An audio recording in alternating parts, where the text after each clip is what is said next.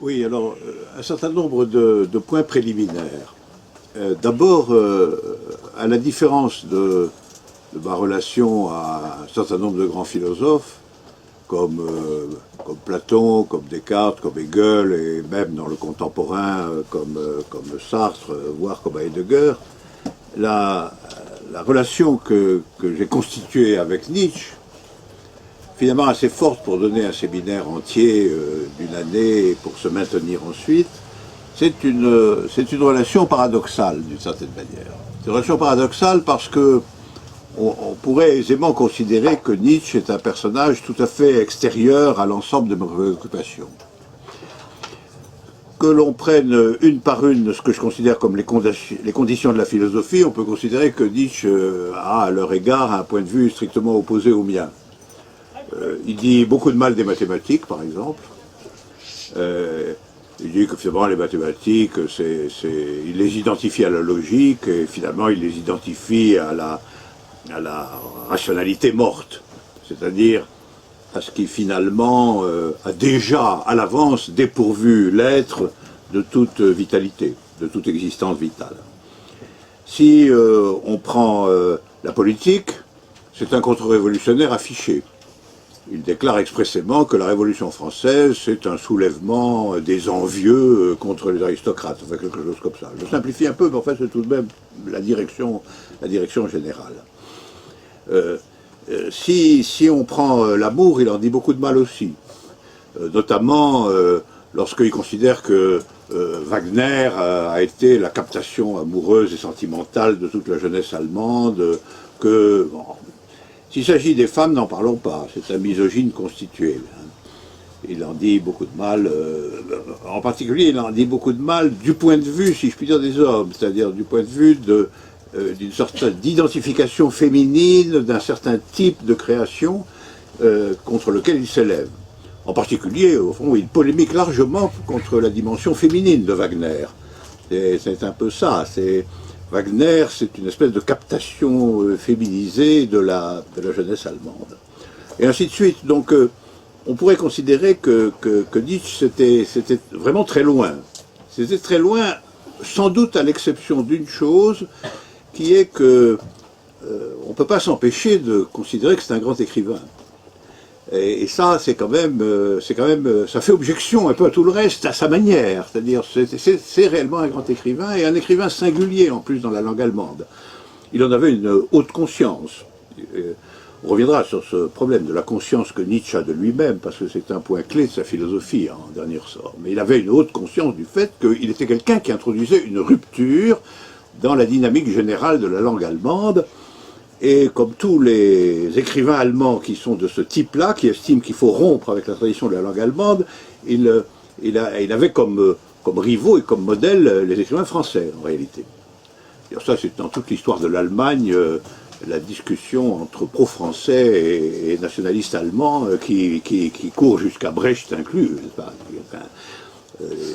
En réalité, pendant très longtemps, être pro-français, c'est une touche de progressisme, de nouveauté, de création dans l'Allemagne. Alors, finalement, on peut se demander pourquoi je me suis donc si fort intéressé à Nietzsche, et pourquoi d'une certaine manière, à ça j'emploierais réellement cette expression, pourquoi finalement il m'a séduit.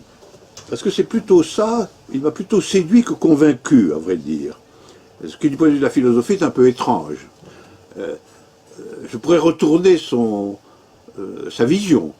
Peut-être que quelque chose comme une féminité secrète de Nietzsche m'a séduit. Non pas en tant que j'étais un jeune homme allemand, à quoi je ne ressemble quand même pas vraiment, mais en tant que cependant quelque chose d'une captation singulière s'est opéré à partir du grand prosateur qu'il est, du grand poète, même peut-on dire. Il y a quand même des élévations, y compris dans le Zarathustra, des choses magnifiques. Le grand poème sur les fontaines qui jaillissent dans la nuit, etc. Ce sont des choses superbes, ce sont des choses vraiment auxquelles on ne peut que se laisser aller. Donc, il me séduisait sans me convaincre du tout. Et évidemment, il y avait des raisons, alors aussi strictement philosophiques, à cette réticence, à cette opposition. On pourrait les énumérer là aussi dans l'ordre. Nietzsche, c'était typiquement semblait-il. C'était typiquement le philosophe de la vie, le philosophe de l'énergie vitale. Donc c'était quelqu'un qui s'opposait à la rigidité du concept, quelqu'un qui était absolument du côté de la totalisation vitale de l'énergie existentielle, ce qui n'était pas du tout mon registre. C'était aussi quelqu'un qui considérait que la philosophie historiquement constituée était en réalité une forme déguisée de ralliement au christianisme, et que le christianisme était tout de même la matrice de ce à quoi il voulait échapper à tout prix. Vers la fin de sa vie, à l'égard de la philosophie, il était tout de même assez raide. Le philosophe, dit-il, est le criminel des criminels. Et il envisage en réalité l'extermination du philosophe, avec cette radicalité allemande bien connue. C'est-à-dire que finalement, ça relève, il faudrait les fusiller, les philosophes. Alors ce qu'il entend par philosophe, évidemment, tout le problème. Mais en gros, c'est quand même quelque chose qui, de façon tout à fait ambiguë, s'inaugure avec Platon, ou avec Socrate même peut-être. La question Socrate-Platon est très compliquée, comme elle l'est toujours chez ce type d'antiphilosophe. Enfin, c'est quelque chose qui s'inaugure là, et qui perdure jusque finalement, y compris à Schopenhauer, qui était pourtant en assassination son premier maître.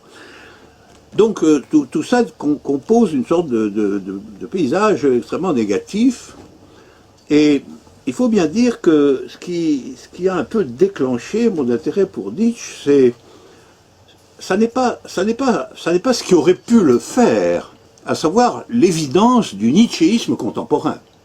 L'évidence du nietzschéisme contemporain dans des figures tout de même extrêmement frappantes et saisissantes des années 60 et 70. Les plus grands de cette époque se sont quand même réclamés de Nietzsche d'une manière ou d'une autre. Ça a été le cas évidemment de Deleuze, centralement. Deleuze, avec qui j'avais un rapport compliqué, mais un rapport quand même de parité, d'admiration. Ça a été le cas de Foucault lui-même, qui a explicitement déclaré qu'il y avait deux philosophes qui l'intéressaient, c'était d'un côté Nietzsche et de l'autre le dernier Heidegger. Vous vous souvenir de cette déclaration de Foucault tout de même. Et puis les heideggeriens de la gauche heideggerienne française s'intéressaient aussi à Nietzsche, et c'était même une des raisons de leur manière de diviser Heidegger, puisque Heidegger a écrit un énorme volume sur Nietzsche, et des textes très frappants sur Nietzsche, qui consistent pour l'essentiel à dire que Nietzsche, en dépit de ses affirmations antiphilosophiques, etc., n'a pas réalisé, n'a pas été capable de mettre fin à la métaphysique. Le procès est celui-là. C'est-à-dire c'est un minutieux examen des textes de Nietzsche, mais sous l'idée que finalement Nietzsche, qui croyait être la rupture décisive avec le complexe christiano-métaphysique, est resté à l'intérieur. Eh bien, on doit constater que les heideggeriens de la gauche heideggerienne qui est une invention française, absolument, la Roulabarthe, Nancy, etc., et déjà Derrida, se sont intéressés à Nietzsche d'une façon singulière qui constituait un Nietzsche un tout petit peu décalé, évidemment, du Nietzsche traditionnel, un Nietzsche restitué quand même à sa vigueur séparatrice, à sa capacité créatrice, à sa capacité constituante. Mais c'est pas tellement ça faisait partie du fait que je n'appartenais pas, moi, à ces courants-là, justement. Je n'étais pas un heideggerien de gauche, je n'étais pas enraciné dans la même tradition. Donc c'est pas ça qui m'a convaincu. Ce qui m'a ce qui m'a engagé à examiner de près la question Nietzsche, comme je le dis au début du séminaire, c'est la brutale apparition d'une collection de gens sous le drapeau « Nous ne sommes pas Nietzschéens ». Paraît, dans les années 80, donc, au cœur du début de la contre-révolution générale, des gens, des philosophes, qui brandissent le drapeau « Nous ne sommes pas Nietzschéens » et qui sont tous, à mes yeux, soyons modérés, des des respectables canailles, bon. Quelque chose comme ça. C'est-à-dire des gens qui ont un certain talent, etc., mais qui quand même sont pour moi l'emblème même du virage réactionnaire et contre-révolutionnaire de la philosophie française dans les années 80. Ils font partie du dispositif général des années 80 comme destruction, démolition de toutes les figures antérieures, etc. Et alors voilà que leur ennemi numéro un, c'est Nietzsche. Ils auraient levé le grand drapeau, nous ne sommes pas marxistes, j'aurais dit bon, on a compris. Ils auraient même dit il faut nous séparer de Heidegger, qui est finalement un antisémite, etc. Bon, on aurait dit ok. Mais nos sapins Nietzschéens étaient plus intrigants. Qu'est-ce qu'ils avaient pour Nietzsche? Alors je suis allé regarder, et au fur et à mesure qu'ils développaient leurs arguments contre Nietzsche, mon intérêt pour Nietzsche grandissait, évidemment. C'est-à-dire que ça, c'est ce que les Chinois appellent le professeur par l'exemple négatif. Il m'enseignait un anti-nietzschéisme qui, d'une certaine manière, me rapprochait, me rapprochait. Et alors j'ai décidé, mais c'est vraiment une décision, c'est ça qui est frappant. Les véritables influences ne sont pas des décisions. Les véritables influences sont des influences qui se constituent en quelque sorte d'elles-mêmes.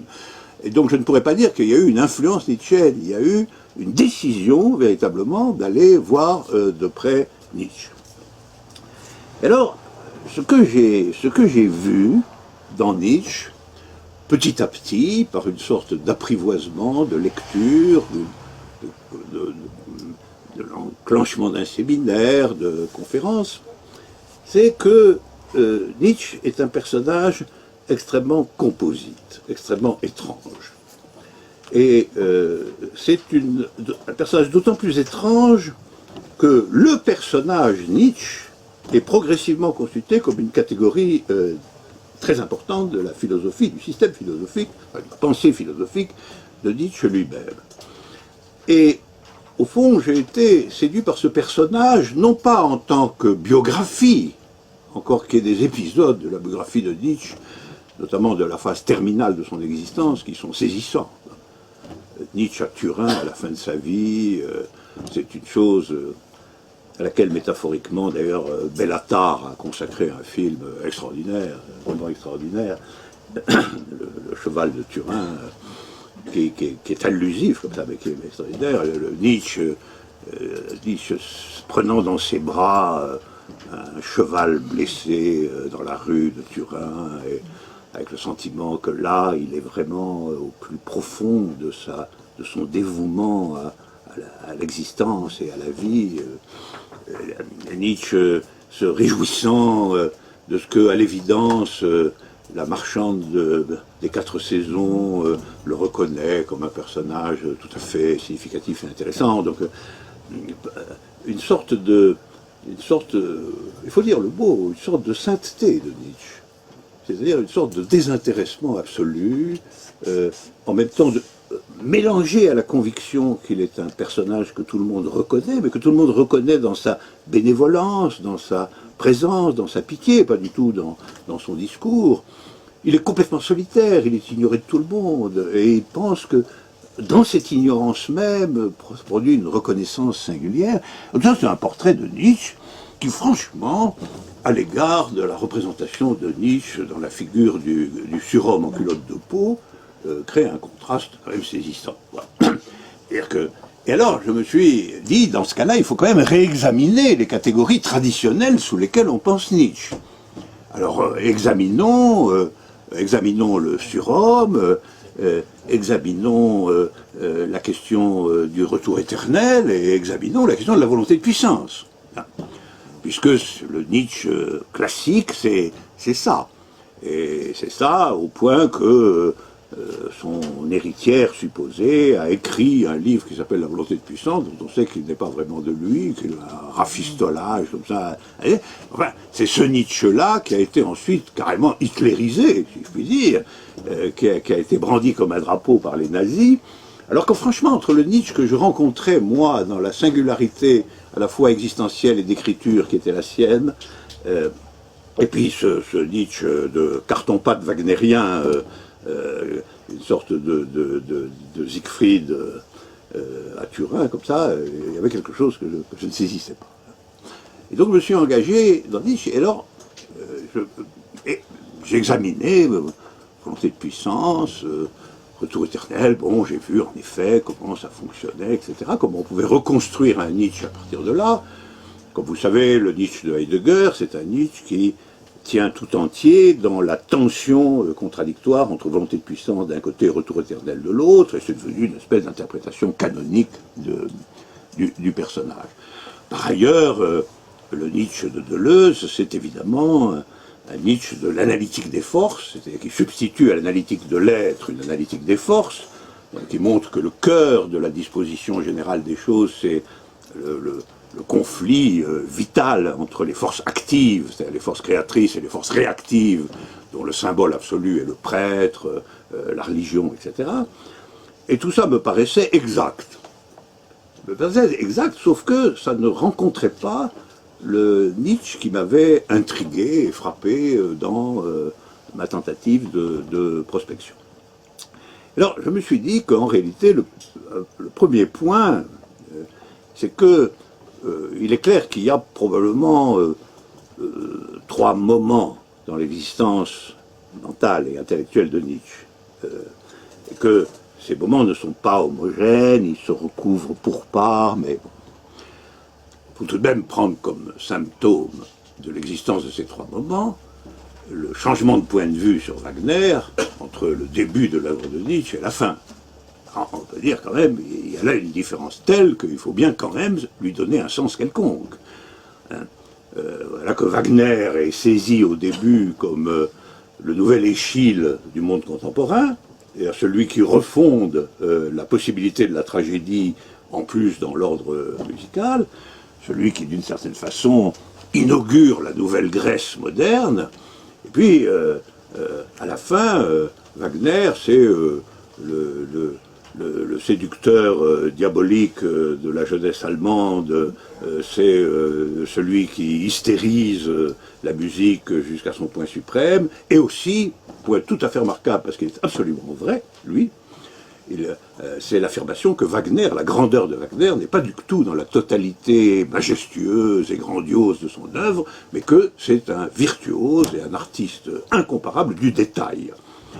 Chose qui, très remarquablement, est exactement l'analyse qu'en a faite Pierre Boulez lorsque, convoqué à Bayreuth, il a monté la tétralogie, et où il a bien vu que finalement le génie de Wagner, c'est le génie des transitions. C'est le génie détaillé de la manière dont se remodule le phrasé musical, dont il est capable de légères et métamorphoses significatives, etc. etc. Et ça, Nietzsche l'a vu, et il l'a vu comme une vérité qui l'obligeait à renoncer à sa complicité à lui, Nietzsche, avec l'idée d'un Wagner héroïsé dans la figure du nouvel Échille allemand. Donc déjà, il y a ça. Il y a un écart quasiment apparemment infranchissable entre la relation de Nietzsche à Wagner au début et la relation de Nietzsche à Wagner à la fin. Entre parenthèses, je pense que Wagner a été la seule véritable passion de Nietzsche, au sens strict, le seul personnage qu'il ait aimé. Et d'un amour, il n'y a pas 36 formes d'amour, il l'a aimé, voilà, il a aimé Wagner. Et on sent dans les textes philaux, on sent aussi la déception, le lâchage, la blessure. Enfin, alors, parce que en réalité, il l'a aimé et il n'a jamais été sûr que Wagner l'aimait. Donc c'est un amour raté. Mais évidemment, l'amour raté peut parfaitement être lucide. C'est pas parce que c'est un amour raté qu'il va se dire à la fin, 20 ans après, du mal de Wagner. C'est parce que, méditant sur toute cette histoire, il aura dû réviser sa vision et son intelligence de Wagner de façon à l'aligner sur ce qui s'était passé. Alors ça, je voulais en tenir compte absolument.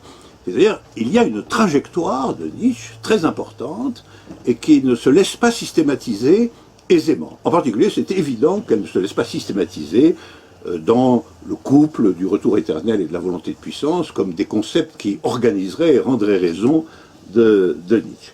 Ça, c'est la première remarque. La deuxième remarque, c'est que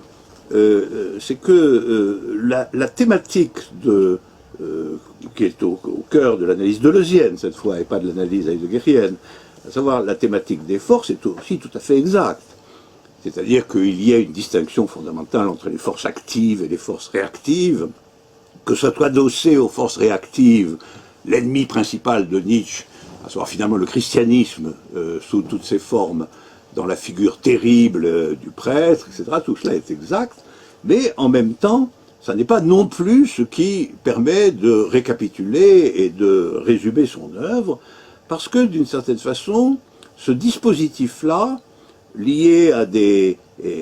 devenu central probablement, trouvant sa forme la plus déployée dans le Zarathustra, n'est pas le dispositif terminal de Nietzsche. Ce n'est pas le dispositif terminal de Nietzsche. Ce n'est pas la fin de l'histoire. C'est, si je puis dire, sa maturité. Voilà. C'est le Nietzsche qui trouve, qui invente une figure vitaliste et conflictuelle de l'existence, qui rend raison en réalité de l'être lui-même, de l'être universel, non pas dans les catégories d'une ontologie, donc non pas dans la catégorie de l'être, mais dans la catégorie de la vie et des métamorphoses de la vie, et plus encore dans le fait que la vie peut ou s'affirmer elle-même, ou s'affaiblir elle-même. C'est-à-dire que la virtualité de la vie, sa souplesse interne, justement qu'elle peut être affirmative ou se retourner contre elle-même dans une figure réactive qui la paralyse ou qui l'exténue. Ce dispositif est très fort, mais c'est pas ça. Alors finalement, la méthode que j'ai adoptée a été de lire Nietzsche du point de vue de la phase terminale. Évidemment, ça c'est un parti pris. On pourra toujours dire pourquoi la phase terminale, pourquoi à partir de la phase terminale, pourquoi cette privilège accordé aux textes qui sont en réalité les grands textes autour de Wagner, le cas Wagner, etc., qui sont Ecce Homo, qui sont tous les derniers écrits de Nietzsche. Mais parce que je pense que c'est là que Nietzsche a réellement trouvé ce qu'était, de son propre aveu, sa vérité. C'est-à-dire que là, et trouvant sa vérité, il a trouvé aussi la vérité. Alors ça, c'est ma conception de l'antiphilosophie. C'est pourquoi je le maintiens dans le registre de l'antiphilosophie. Qu'est-ce que c'est qu'un antiphilosophe? C'est quelqu'un qui réexamine la question de la philosophie du point de vue radical de sa figure subjective. C'est-à-dire que ce qui est fondamental dans la découverte de la vérité, ce n'est pas de partir de l'objectivité ou du concept, mais de partir de ce qui, dans l'expérience subjective, est porteur d'une radicalité véritable. C'est-à-dire ce qui, dans l'expérience subjective, est porteur d'une intensité à partir de laquelle se déploie véritablement la vitalité conceptuelle effective.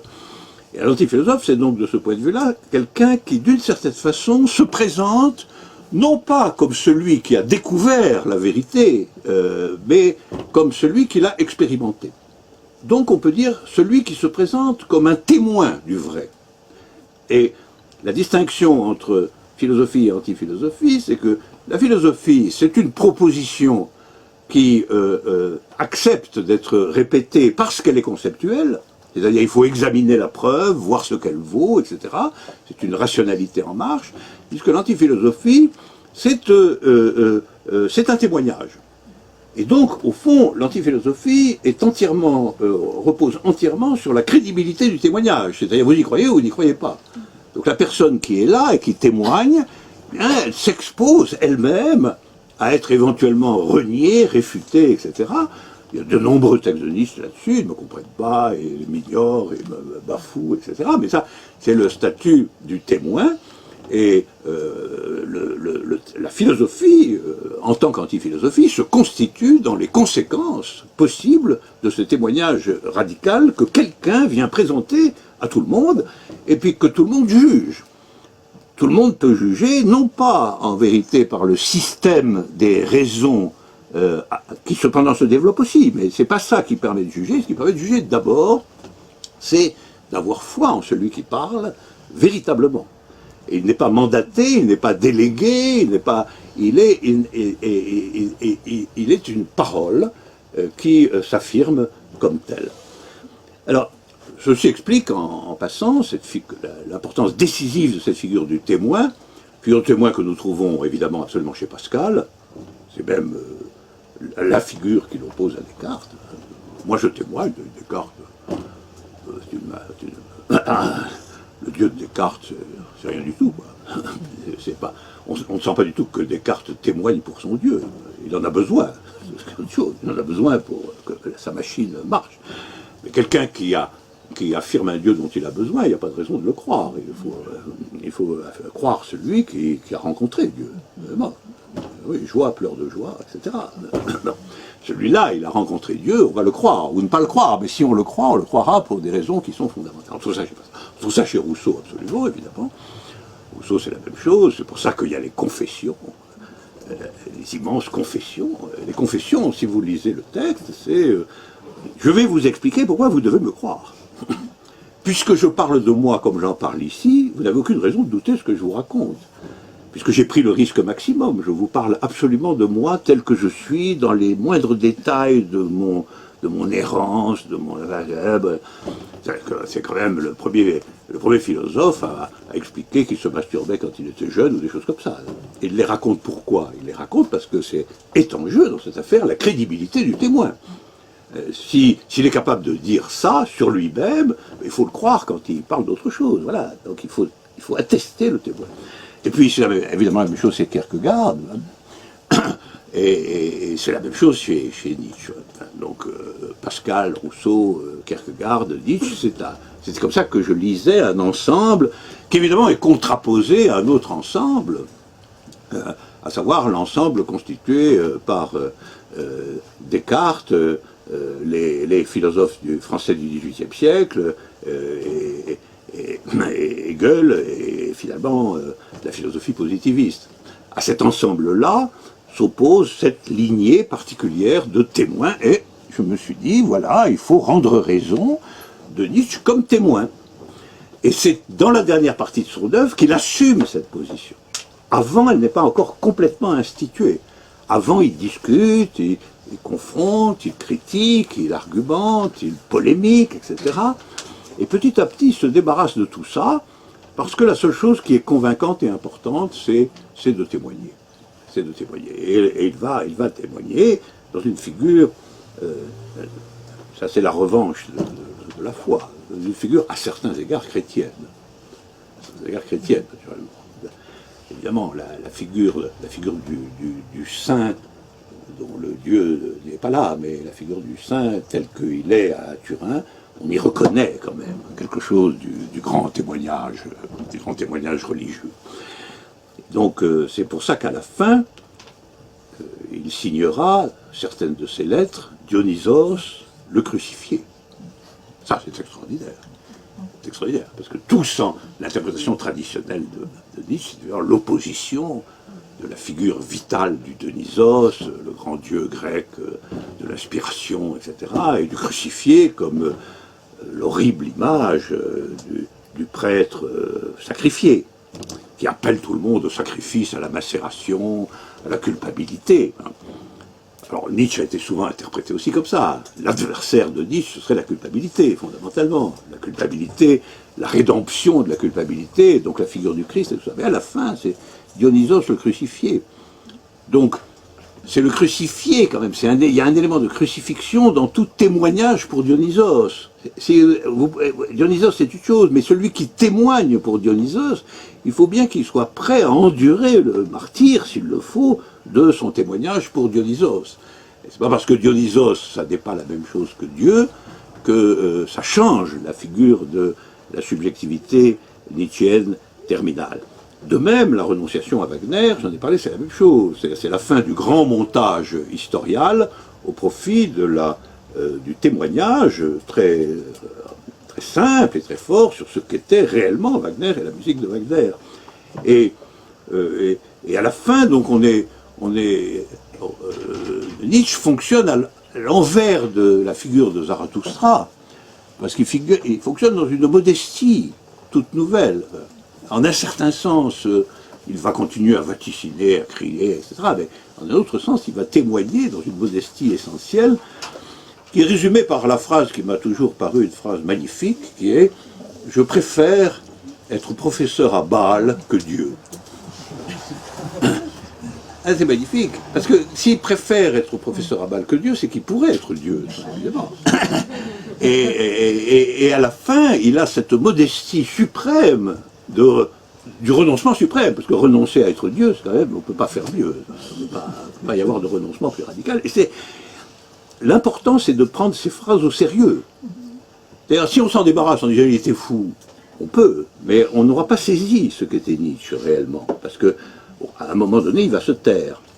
Mais dans cette dernière période, quand il dit ces choses-là, il dit au contraire le plus intime et le plus sérieux de lui-même. Alors mon entreprise sur Nietzsche, ça a été de rebâtir un peu Nietzsche, très patiemment, et en tenant compte d'un peu tout, du point de vue de cette figure terminale, où d'une certaine manière, il arrive d'une part à être vraiment un antiphilosophe, c'est-à-dire quelqu'un pour qui le témoignage existentiel est absolument premier, d'autre part quelqu'un qui renonce à ce qu'était quand même une part de son œuvre, c'est-à-dire l'idée d'une refondation de l'art grec. Il a participé à ça, et c'est un projet typiquement allemand qui s'est poursuivi jusqu'au désastre l'Épire. C'est cette idée que l'Allemagne était appelée à devenir la nouvelle Grèce, etc. Il a participé, il faut le dire, à ce projet. Il a cru que Wagner en était le héros. Il est tombé amoureux de ce Wagner-là. Et puis, il a quand même, pas seulement par déception, mais il a compris que ce n'était pas ça, Wagner. Que Wagner, en définitive, c'était un moment détaillé, subtil, du développement de la musique occidentale, et que ce n'était pas du tout la refondation de la tragédie grecque. Probablement même a-t-il renoncé à la mythologie de la tragédie grecque. On n'en voit plus tellement de traces à la fin, c'est plus tellement son affaire. C'est pour ça qu'il fait l'éloge de Bizet. Vous voyez bien que l'écart entre Échille et Bizet est quand même considérable, il faut bien dire. Mais là aussi, nous avons cette espèce de modestie. Finalement, il ne faut pas s'enticher des grands machins en carton-pâte. Moi, étant donné que moi, je préfère être professeur à Bâle que Dieu, vous pouvez quand même préférer Bizet à Wagner. On voit bien. Et moi, je suis sensible à ça. Je suis sensible parce que ça rapprochait Nietzsche d'une conviction que ce qui compte, c'est de témoigner là où on est, quelles que soient les circonstances de ce témoignage. Et quand il était tout seul à Turin, eh bien, c'était sa vision des choses. Et il pensait que les gens l'aimaient. Et on peut dire, il était fou, mais non, il pensait que les gens l'aimaient parce qu'il pensait que les gens comprenaient qu'il était là pour lui, pour les aimer, eux. Et c'est bien vrai qu'il aimait le cheval blessé, qu'il aimait la marchande des 4 saisons, etc. C'est pas la même chose que d'aimer Wagner, vous comprenez? C'est pas la même chose que d'aimer Wagner. Il avait converti en réalité sa force d'amour, il l'avait converti dans une sorte d'humilité supérieure, qui n'était pas l'abandon du motif de la vie, mais qui était ce que la vie peut avoir de plus épuré, de plus actif, sous les apparences précisément les plus modestes. Et voilà pourquoi toutes les interprétations de Nietzsche, en termes finalement de puissance, de vitalité, d'énergie libérée, et en même temps prise et captive du retour éternel, etc., me paraissent cohérentes évidemment avec de nombreux textes de Nietzsche, mais ne pas toucher le point le plus radical de son existence. Et d'autre part, je pense aussi que, du coup, l'anti-nietzschéisme, dont j'étais parti, et j'y reviens pour conclure pour le moment, l'anti-nietzschéisme contemporain, qui se présente en réalité lui-même comme, au fond, un anti-nietzschéisme qui va contre l'aristocratisme de Nietzsche au nom de la démocratie, voilà. C'est un anti-nietzschéisme qui se trompe de cible aussi, finalement. Nietzsche n'est pas plus présent dans cette hostilité démocratique qu'il n'était présent dans l'apologie fascisante. En définitive, Nietzsche, c'est un personnage tout à fait diagonal, qui a évolué, beaucoup changé, qui en est venu finalement, après avoir pensé que l'important c'était de remplacer Dieu, c'est-à-dire c'était de mettre fin au christianisme et faire surgir une autre figure qui régénérerait en réalité le paganisme antique, c'est-à-dire qui au christianisme arriverait à réopposer à nouveau un paganisme constitué, c'est-à-dire une philosophie de la vie, de l'élan et de la création esthétique, qui valorisait l'art de façon suprême, enfin, qui était en un certain sens un culte de l'art. Il a remplacé tout ça par quelque chose d'autre, de plus insaisissable, de plus... et qui rappelle en réalité, qui rappelle beaucoup en effet Pascal ou Kierkegaard. qui rappelle le Pascal, non pas le Pascal hautain et terrible de la polémique contre les jésuites. Les jésuites, ils jouent exactement le même rôle chez Pascal que le prêtre chez Nietzsche. C'est l'ennemi, c'est la religion institutionnelle et la politique combinarde, tout ça. Ça, c'est l'ennemi affreux. Et donc, il y a une... Mais c'est le Pascal, pur témoin, lui-même à demi crucifié, de l'existence divine effective. Le Pascal qui a rencontré Dieu. Il l'a vu, il le sait. Joie, peur de joie. L'expérience absolue témoigne de cette existence supranaturelle. Et c'est aussi le Pascal de la maladie. Alors ça, la maladie, tous les antiphilosophes sont malades. Le prix à payer, c'est le prix à payer, parce que, évidemment, quand vous êtes comme ça dans la déréliction absolue du témoin, vous y laissez votre peau, finalement, c'est bien vrai. C'est une dramaturgie d'un antiphilosophe. Alors Pascal, c'est un écorché vif, Kierkegaard. Alors Kierkegaard, c'est pas l'interminable histoire avec Régine. Finalement, tout est en jeu là-dedans. Tout est en jeu. Les stades, le stade éthique, le stade, etc. Tout est en jeu dans la question de savoir si oui ou non il va se marier avec Régine. Mais vous comprenez bien que c'est un peu comme quand Nietzsche se dit que tout va se jouer s'il est vraiment reconnu par la marchande des 4 saisons. Et il ne faut pas prendre ça à la rigolade. C'est d'une profondeur extrême, au contraire. C'est beaucoup plus intéressant que les grandes vaticinations de Zarathustra sur le fait qu'il est le précurseur de sa propre prophétie, etc. Il y a des choses splendides, hein, mais vous comprenez bien, c'est l'épuration de tout ça, Nietzsche, et non pas la réaffirmation de tout ça. Alors, Kierkegaard, c'est comme ça, et donc, et Rousseau pareil. C'est-à-dire le moindre détail de sa vie, dans les confessions, le plus baroque, il faut témoigner au nom de tout ça. Alors, finalement, je conclurai là-dessus, finalement, ce qui m'intéresse dans Nietzsche, et qui a fait, c'est au fond à mon tour de témoigner pour lui, voilà. C'est pas tellement d'en donner de nouveau une interprétation systématisante. Bien sûr, vous allez voir, si vous lisez le séminaire, c'est un long séminaire, et je croise beaucoup de choses de Nietzsche, évidemment, j'ai vraiment une expérience, mais ce qui m'intéresse plutôt, c'est non pas de créer une figure conceptuelle de Nietzsche dont je serais éventuellement l'adversaire ou le critique, comme l'est finalement Heidegger lui-même, puisque son gros Nietzsche, c'est tout de même pour dire que Nietzsche, finalement, n'a pas pu se dépatouiller de la métaphysique.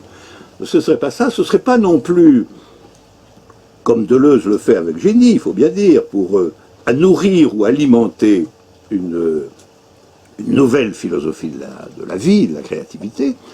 C'est plutôt pour témoigner, pour le témoignage. C'est-à-dire, c'est pour témoigner le fait qu'il faut quand même aussi que le philosophe se tourne absolument vers l'antiphilosophe, parce que l'antiphilosophe témoigne de la valeur absolue du témoignage. Or, la valeur absolue du témoignage, c'est aussi en politique la valeur absolue de l'enquête. C'est la valeur absolue de ce qui est dit par les gens. Et ça, c'est ce dont, si vous êtes trop dans la philosophie, vous allez passer par-dessus. Hein, vous allez passer par-dessus. Et il faut apprendre auprès de celui qui, au terme d'une vie tout de même chargée, pleine d'œuvres formidables, etc., se soucie absolument de savoir ce que pense de lui la marchande des 4 saisons. Il faut aussi être de ce côté-là. Il faut aussi être de ce côté-là. Et en politique, c'est un point capital. En politique, d'une certaine manière, c'est des patents, c'est par le témoignage de l'idée que les choses passent. C'est-à-dire, c'est par le témoignage de ce que l'idée provoque chez quelqu'un à partir du moment où il en est vraiment saisi, où il va déclarer lui-même. Donc la force d'une idée, c'est toujours l'ensemble de ceux qui témoignent pour elle. C'est pas une question d'obéissance. Alors l'obéissance, c'était la définition des Allemands pour Nietzsche. C'est absolument extraordinaire, entre parenthèses, que le nationalisme allemand le plus criminel et le plus échevelé se soit réclamé de Nietzsche. Il faut dire les choses comme elles sont. il détestait les Allemands. Il aurait préféré être n'importe quoi plutôt qu'allemand. C'est pour ça qu'à la fin, il vivait en Italie, où il encensait Bizet. Il donne une définition très elliptique de l'allemand. L'allemand, de l'obéissance et de bonnes jambes. Bon, en effet, il a fallu les deux. Hein. Il a fallu les deux pour obéir à Hitler et courir après jusqu'à Moscou. Hein. Il y avait de l'obéissance et de bonnes jambes. Mais justement, c'était pas un éloge. Hein. Pas un éloge des Allemands, de l'obéissance et de bonnes jambes, d'autant que c'est dans un passage où il explique que sa métaphore à lui, c'est la danse. Et alors c'est ça, le danseur et le témoin. Le danseur et le témoin, c'est la figure à mon avis, noble de Nietzsche, et c'est à elle que j'ai consacré ce séminaire. Voilà.